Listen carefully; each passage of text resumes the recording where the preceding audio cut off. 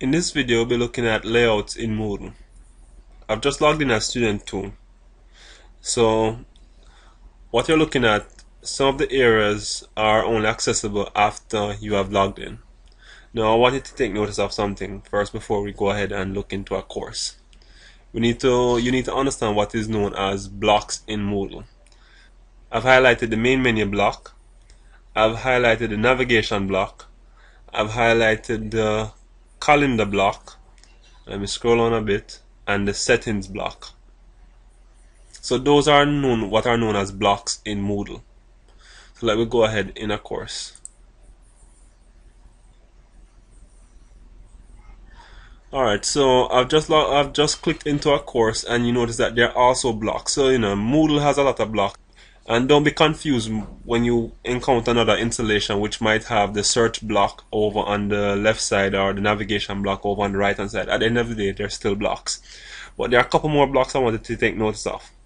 So there is the block with the forum, news forum. There is block 1, which is in the content area. Block 2, which is in the content area also. Block 3, block 4. And this is where you normally find your course material. A course is usually divided up into 3 columns.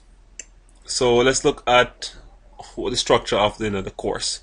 So when I say columns, let me highlight now the different columns. So column 1, which has the navigations and settings block.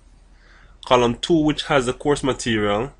And column 3, which you could consider information column, which has the form search, latest news, upcoming events, and so on.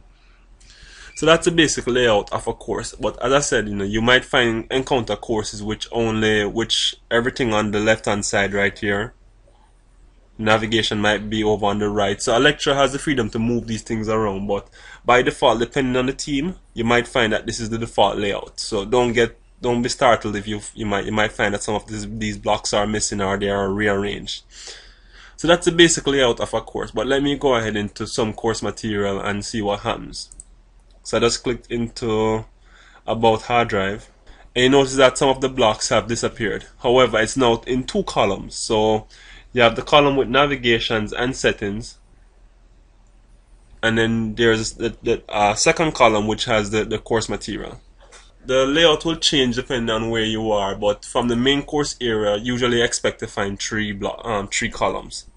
So that's it for course layout. There isn't much really to course layout. Now you can expect to find more videos like these on dreadx.net.